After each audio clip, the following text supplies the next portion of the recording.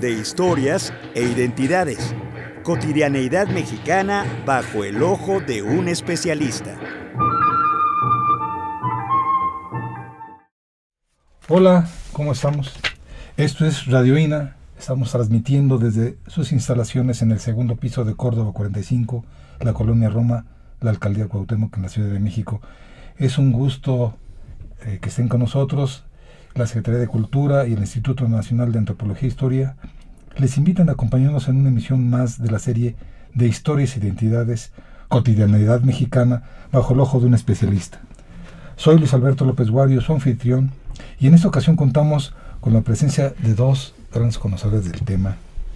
Como soy del siglo XIX, Germán, perdóname, empiezo por Natalia. Natalia Talavera Olmos, trabajas en Paseos Culturales del INA. Sí. Y gastrónoma. Gastrónoma de profesión, actualmente compartiendo con Paseos Culturales del INA recorridos gastronómicos en la Ciudad de México. Muchísimas gracias, bienvenida, Natalia. Muchísimas gracias. Y Germán Argueta, que antropólogo, dramaturgo, escritor, poeta y egresado de la Escuela Nacional de Antropología e Historia hace algunos años, casi estuvimos en el mismo salón, así que bienvenido, Germán.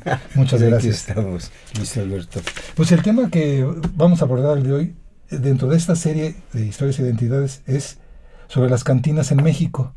La producción y yo nos tuvimos la libertad de poner para este programa El beber me llama. Vamos a empezar con eso, vamos a abordarlo en dos emisiones, así que les invitamos a seguir esta y nuestra continuación. Y en las paredes a veces, y hay gente que lo ha hecho, anota frases que me va a permitir algunas para empezar. Ave María, yo no quería. Padre nuestro, qué bueno está esto.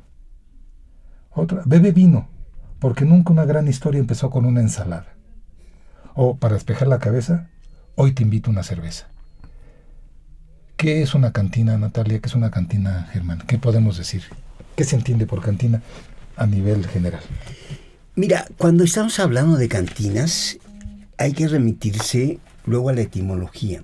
Le busqué yo como antropólogo esa etimología y no existe, ¿no? Porque estamos hablando en un momento de las tabernas que llegan aquí en la Nueva España,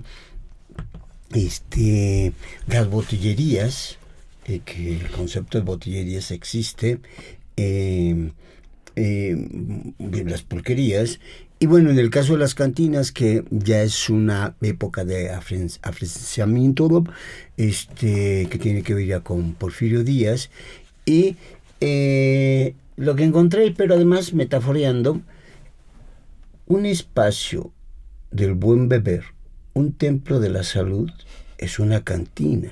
Salud por mis amigos, por ti, por mí y por los que no están. Porque se hace esto, ¿no? Pero las cantinas es el cántaro cantarino de las copas. Y ya en la libación, en la lubricidad del alma, entonces la palabra canta. Cuando uno bebe, se relaja porque son centros también espirituales de relajamiento que te permiten la convivencia. Todo espacio ritualístico de la convivencia es un espacio de relajamiento, y eso son las cantinas, es un templo.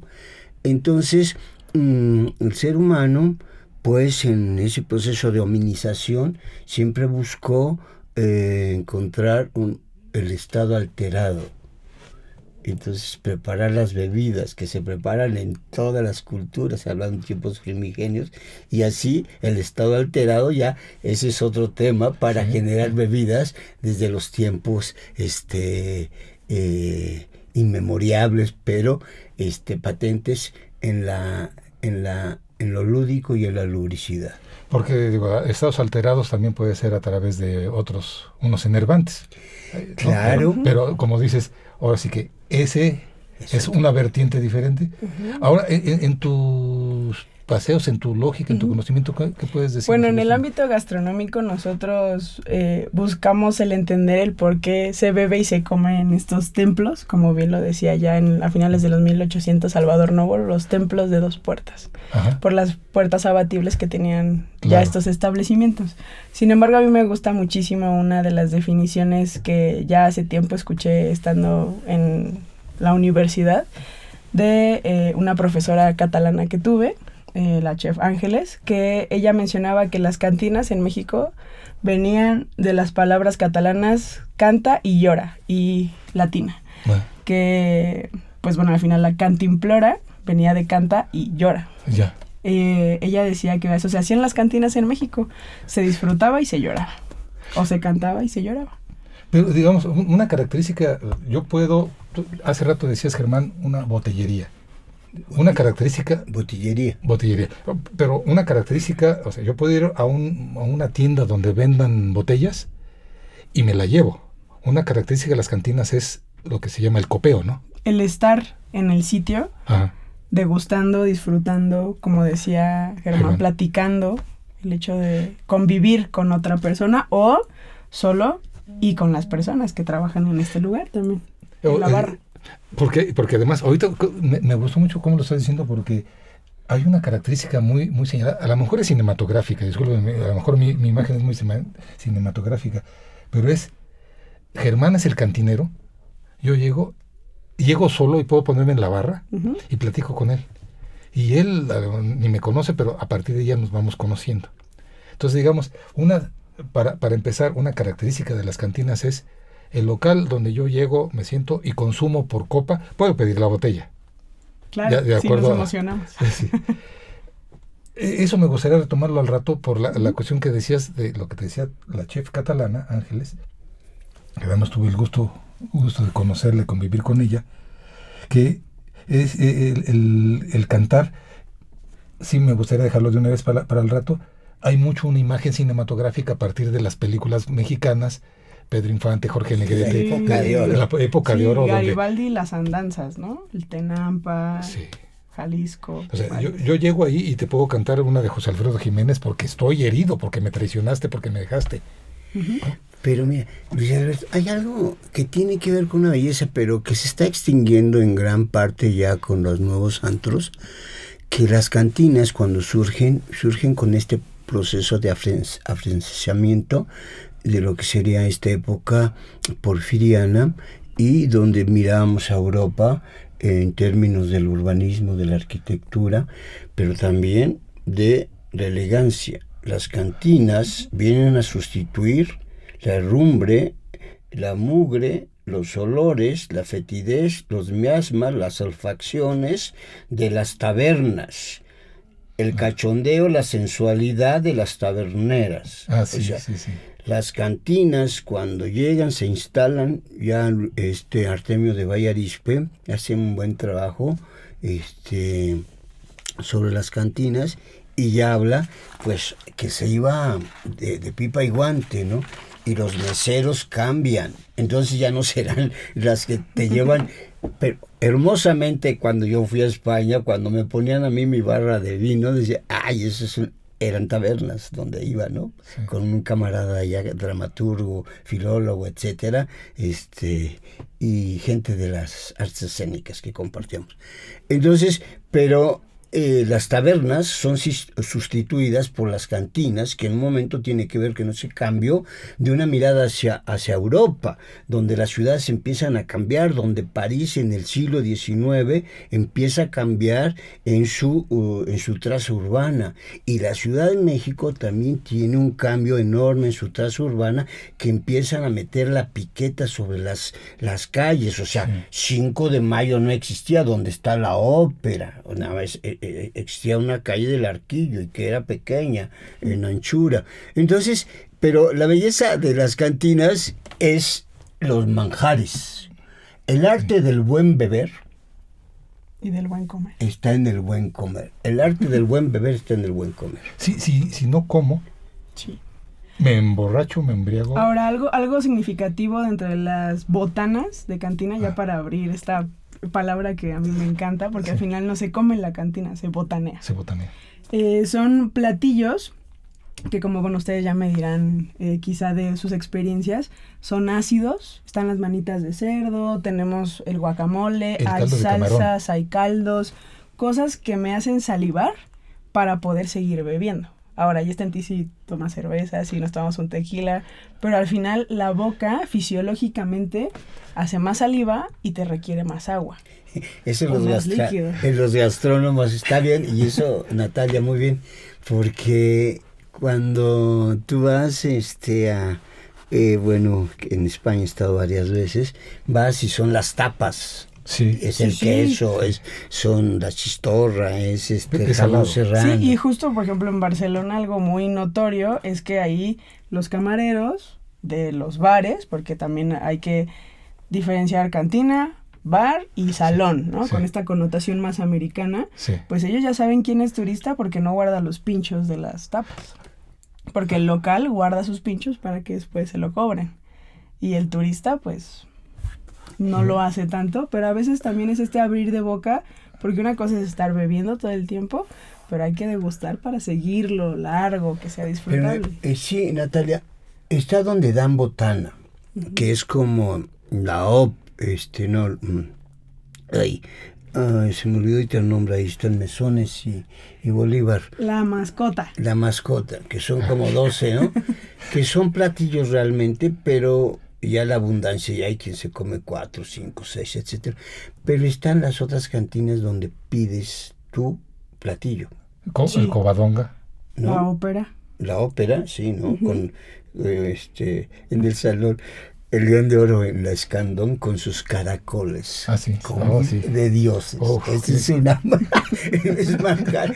El León de Oro, el León de Oro en la Escandón es una belleza, digo, y no es tan caro como la ópera, pero los caracoles, y allá es abundante, sí, allá es botana, pero son platillo, ¿no? Es que ahorita Natalia introdujo un tema que es fundamental, porque es una cosa es que yo vaya a comer, a beber, porque quiero emborracharme o quiero tomarme una copa, se acabó. Una característica, y lo pongo como pregunta, no sé si sea algo muy mexicano, el de que yo llego y me dan, o los tiempos, pido una cerveza, pido una copa y me dan algo de comer, después pido otra, me dan otra cosa, una tercera y me dan otra cosa. Hay un no sé si tenga problema con la producción, voy a decir una cantina que se llama El Desván. No hay problema. No hay problema. Gracias, Germán. Entonces, tú estás en confianza. Estoy en mi casa. Donde te dan, son como 7 menús. ¿no? Sí. Uh-huh. Pero ya al final ya te están dando ribeye, pero dices, ¿dónde entra el ribeye? Si me dieron un caldo de camarón de ese tamaño, o sea, ya no entra. Entonces, es algo muy, muy de las cantinas de México, esto, Natalia. Yo consideraría que es parte de que al mexicano le gusta comer bien. Porque parte de otro tipo de salones alrededor del mundo, como bien lo decían, pues es que puedes picar, o lo que sería picar, sí, algún alimento, pero el hecho de sentarte a degustar sí es algo latino, más mexicano, latino. Que nuestras comidas son más largas, que la charla es más larga, sí, que el hecho de que te sientes a compartir la mesa con alguien ya es significativo. Es un pretexto. Es un pretexto muy bueno, yo creo. Sí. Habrá que matizar. Yo aunque ya como menos, pero además yo aunque he comido abundante, es una inducción, seducción, las botanas, en La Mascota y en otros lugares, ¿no? ¿Por qué? Porque si hay una propensión, luego del mexicano, la gente más pues de la clase popular, y que algunos llegan a ser abogados y diputados, etcétera, etcétera, pero todos vienen de allá. El comer en demasía es una penitencia, pero además el arte del buen beber está en el buen comer, ¿no? Por eso son templos de la salud. Pero en México está eso que es una propensión a que te dan mucho, ¿no? En el Salón España son como 3 tiempos, 4 tiempos, ajá, ¿no? Sí. Y no es abundante, luego hasta te hace falta, pero sí te dan tu pozole, te dan tu ¿cómo se llama la de puerco? La manita. Las manitas de puerco. No, pero... En escabeche. No, las capeadas. El chamorro. El chamorro. Entonces, sí, es cierto, Natalia. Aquí es el mexicano, sobre todo el mexicano, lo seducen por la abundancia de grasa. Digo, o sea, estoy jugando, ¿eh? No, a ver, pero me gustaría ir para algo que mencionaron ambos, que es, sobre todo tú lo estabas señalando, hay una diferencia entre cantina, bar, salón. Hay diferencia, pero lo que conozco, lo que pude leer es lo que son estas cantinas que, como dice Germán, muchas se han venido perdiendo. Ya numeraremos algunas que ya lamentablemente ya desaparecieron, como el Nivel, que es la número 1, y ahorita regresamos a eso. Podríamos decir que esta tradición de cantina, o sea, como la que conocemos en México, es del siglo XIX. Yo consideraría que sí, como hoy la visualizamos, con el imaginario colectivo del lugar a donde usualmente los varones se reúnen a discutir política, discutir fútbol, el Salón Corona, ahí está la foto enorme. Pero hay una anécdota muy interesante sobre el Jockey Club, por ejemplo, que es hoy en día Casa de los Azulejos. La recordé porque justo comentaba de la creación de 5 de Mayo. La Casa de los Azulejos perdió parte de su estructura por hacer la calle 5 de Mayo. Y ahí hay una narración que nos comenta que la gente política de la época se reunía y después sus esposas pasaban por ellos para ir a comer a casa. Entonces creo que un poco esta visualización de la convivencia, ya sea entre géneros, entre familia o con algún aspecto en común, como lo es el fútbol, por ejemplo, pues es algo que nos lleva al hecho de que nosotros conozcamos hoy en día la cantina como lugar de esparcimiento. Siglo XVIII, XIX, en realidad poco existían estos lugares de convivencia, hasta que me parece que una clase mexicana en específico comienza a requerirlos para, pues, hablar de política. Por ejemplo, antes estaban los cafés del Zócalo Capitalino, hoy Zócalo Capitalino, pero al final son estos lugares para intercambiar opiniones.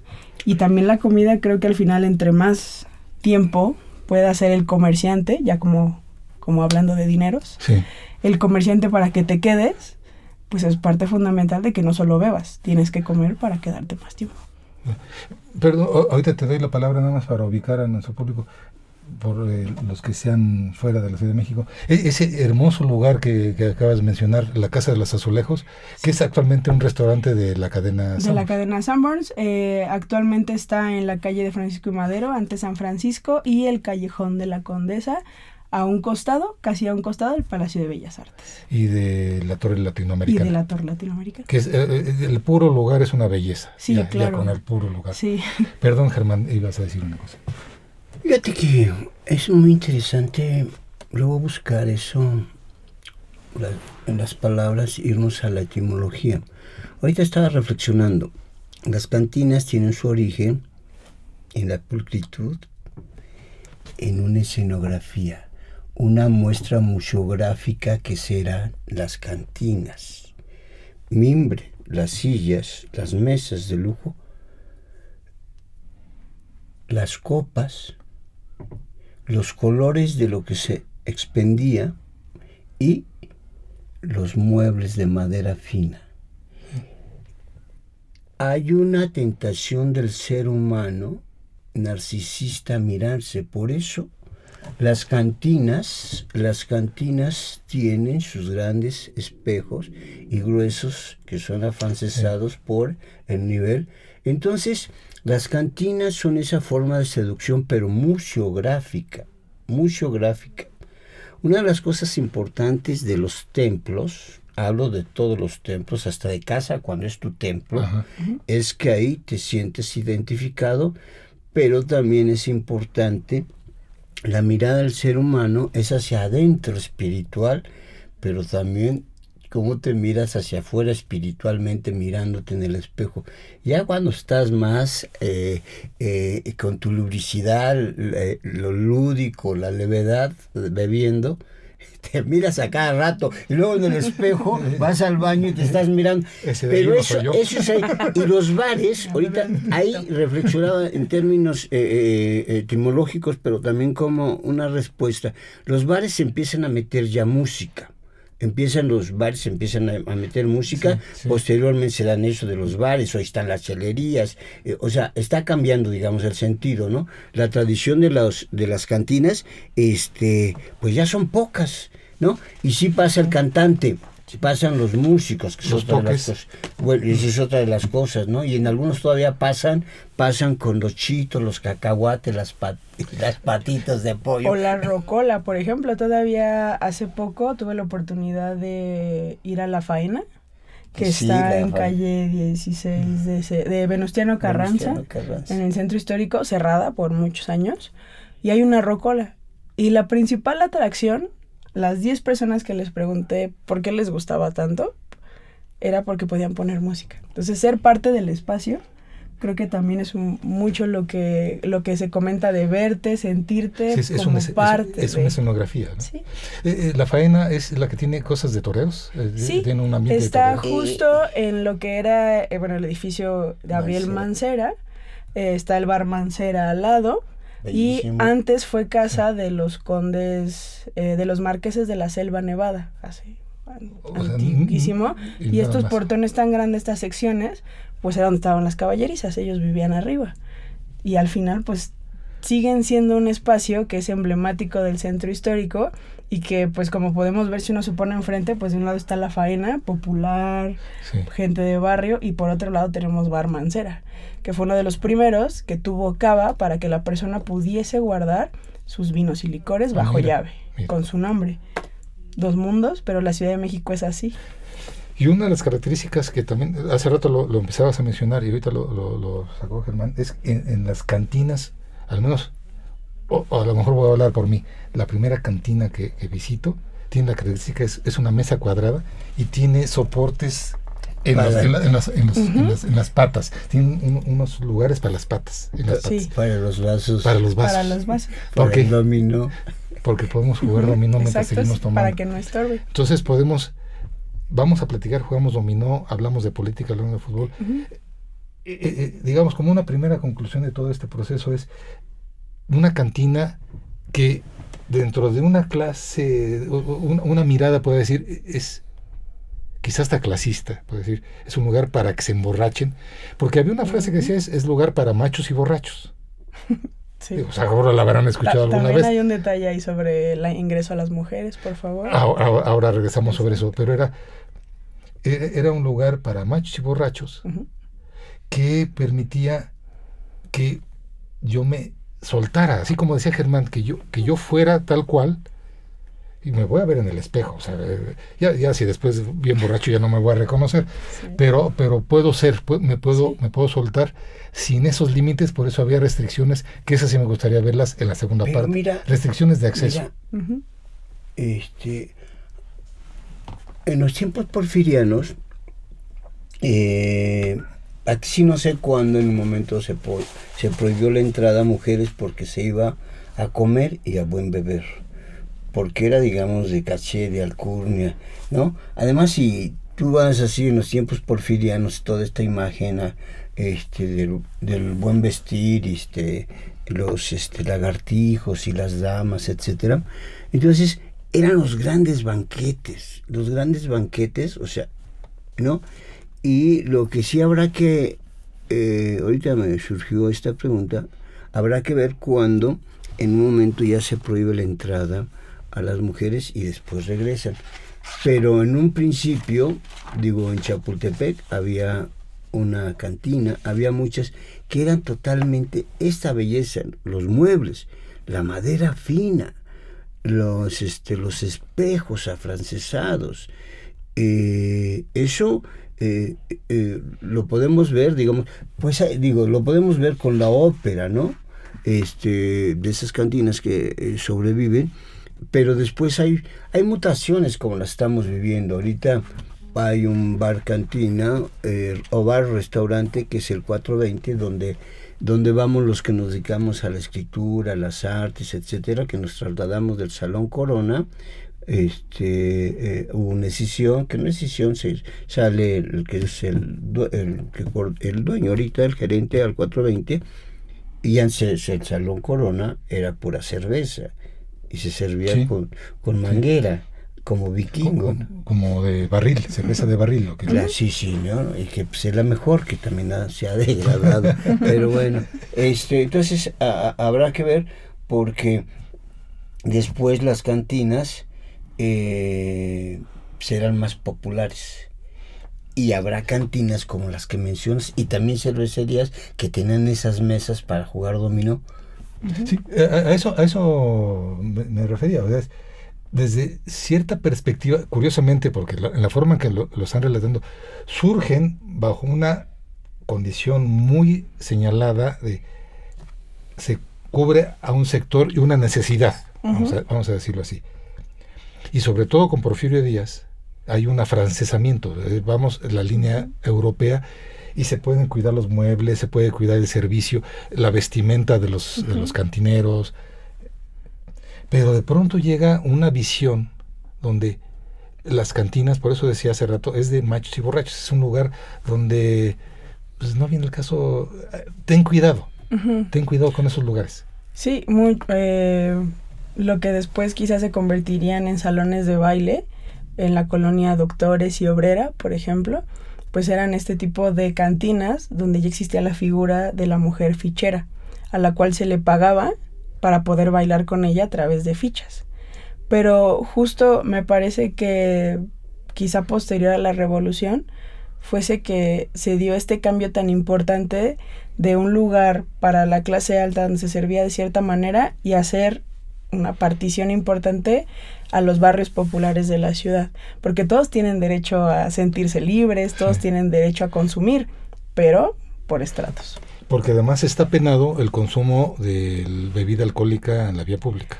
Sí. Entonces tienes un espacio que es exclusivo para esto, y a sabiendas de que a sus alrededores habrá ciertos, pues quizá detonantes de venta de comida en la calle, personas que vendan, por ejemplo, afuera con los cigarrillos que antes salían a vender con unas cajitas que se lo ponían como un poco en la ópera o en los teatros.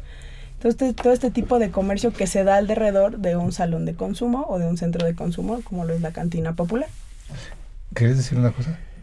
Hay algo que habrá que reflexionar en el tiempo y hoy, en este presente.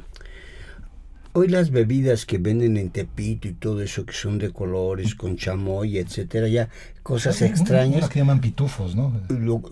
Ponle el nombre, los azules, los morados, los arcoíris, yo no sé qué, ¿no? Ajá. Y que les echan gomitas y gomitas luego. A ver con qué viene. Pero fíjate que este es parte del trabajo de Artemio de Valle Dispe cuando habla en uno de sus libros de cantinas, cuando la invasión yanqui en el 1840 y tantos, ya en Estados Unidos se bebían las bebidas, el whisky, o sea, muchas bebidas, por decir, adulcoradas con colores, ¿no?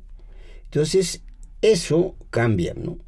Cambia el sentido también de las bebidas, porque hay que ver que también en el tiempo hay cantinas tradicionales que eran más populares y donde iba de todo. Ojo, desde los jefes con las chicas y que venden cigarros y hasta los que te toman foto y que te cobran el mesero, el mesero, el que te lleva la comida, como el Diana, que yo digo, ¿cómo el mesero cobra la propina y luego todos, no, yo mejor aquí no regreso? Pero todos estos son procesos que hay que mirar, y cómo la mutación, la transformación, así como las tabernas dejaron de existir, pero están por otro lado las pulquerías aún, y las cervecerías, que son todavía algunas cervecerías de antaño, y hay unas que vinieron en decadencia, como es La Faena, La Faena, donde llega la banda, etcétera. Hay conciertos y le dieron ya en la torre a un óleo de la tauromaquia. Ahí la belleza, curioso, yo no lo pensé. Natalia dice, es que ahí van los chavos porque hay rocola. Y yo voy y cuando hago mis recorridos, los llevo a mirar a los toreros, ¿no? Sus trajes de gala, ¿no? Casi su sensualidad ahí de dos toreros ahí casi fajándose. Entonces, pero incluso los mosaiquitos estos del buen beber, ahí están. Entonces, pero esta mutación, o sea, se quedaron los trabajadores ahí porque quebró el dueño y les dejó La Faena, ¿no? Y el Mancera, que está a un ladito, pues que es una belleza, pero que también luego ya tiene, creo que karaoke. Entonces, digo... Sí, bueno. sí, son dos enfoques diferentes. Porque para una generación que viene y que consume, porque el poder adquisitivo ya va pasando. Y ahora que lo están mencionando, eso de los espacios, me vino a la mente la imagen de la familia Borrón, la pulquería, que había la sección de hombres y pusieron una sección de damas. Sí, que era el cuartito. Y afuera, o sea, el famosísimo, inolvidable Don Susanito Cantarranas, con su bella, hermosa, la divina Chuy. Y con sus burbujas. Siempre con las burbujas aquí, lo etílico que traía en su ser, se salían a comer las garnachas. Y eso me llevó a recordar una cosa que vamos a cerrar nuestra primera emisión así de rápido, esta primera parte. La primera cantina de la que tengo dato, y ustedes me corregirán, fue el Salón Nivel, la que tuvo la licencia número 1. Mira, se dice, lo otro es que aquí hay, mira, la potosina se abroga, la peninsular se abroga, el tío Pepe se abroga, ¿no? Porque efectivamente, incluso la ópera tiene su fecha, pero ahora sí que amaneció como una especie de cantina bar con chocolatería que vendían, etcétera. Entonces, se habló de la licencia número 1 del nivel, ¿no? De la licencia número 1, y te digo que se abrogan algunos otros. Por cierto, en mi número de cantinas, algunos de los colaboradores, ¿me lo permites? algunos de los colaboradores mencionan las fechas. Y yo lo que te puedo decir que en el siglo XIX pues surgieron la peninsular, la potosina, la ópera, el tío Pepe, o sea, son de finales del siglo XIX. Hay otra cosa muy bella en la historia de las cantinas, que fueron migrantes españoles los que potenciaron muchas de las cantinas. Sí. Como, o sea, muchos, ¿no? Entonces, es decir, hicieron hacer así como panaderías grandes. Los españoles de una migración por allá por los 20 del siglo XIX empezaron a potenciar, hicieron hacer varias cantinas. Ahí hay otra historia. Sí, y para cerrar esta primera emisión, tú haces espacios culturales y me subo contigo, y sí quiero hacerlo, quiero hacer un paseo cultural. Le recomendamos a nuestro público que vayan con Natalia para hacer ese recorrido de cantinas. ¿Cuál? Después abundamos, pero ¿cuál entonces es la que tienes como más antigua? En la Ciudad de México. Hoy conocida, en vigencia, con testimonio vivo, sería la cantina Tío Pepe, 1879. Que aún guarda inclusive la parte de el lugar donde tú puedes consumir en la barra, y uno de los vitrales, que es de un coñac famoso, el que lo patrocinó. ¿Cuál? El tío Pepe. Genesis. No, pero el coñac. Genesis. Algo nos da permiso. Sí. Para mí sería la que hoy en día podría sustentar el tío Pepe. ¿Y se come bien? Se comen tortas, unas tortas pequeñas que ahora ya son muy distintas a las que se daban antes. Me parece que ahí es donde se va a beber y recordar lo que sería México a finales del siglo XIX. Oigan, vamos cerrando. Yo, Luis Alberto López Guario, a nombre de Radiovina, doy por terminada esta emisión, la primera emisión con el tema de las cantinas en México, que fue posible por la generosa participación de nuestros invitados Natalia Talavera Olmos y Germán Argueta. Gracias a nuestras escuchas por su atención. Les sugerimos consultar más de nuestra producción a través de nuestras distintas plataformas digitales en YouTube y Spotify. La producción, la Coordinación Nacional de Difusión a través de la Dirección de Producción Audiovisual con Ana María Galicia Zamora al frente, la Asociación de Radio Divina con Gabriela Marentes Garza, la realización de Evanibaldo Aldo Morales Ellis, Rubén Martínez Esquivel, que estuvo saboroseándose todas las copas y guisados que se mencionaron, Paulita Bedoy con nosotros, Marta Hernández, Jerónimo Cuevas, Luis Alberto López Guario. Hasta la próxima, nos estamos viendo, Germán, un gusto, nos seguimos viendo en la próxima emisión. Gracias, Natalia. Gracias. Las opiniones y comentarios aquí expresados son de entera responsabilidad de quienes proporcionan la información y no representan necesariamente las opiniones de Radio INA ni comprometen el pensamiento editorial del Instituto Nacional de Antropología e Historia. Instituto Nacional de Antropología e Historia. Secretaría de Cultura. Gobierno de México.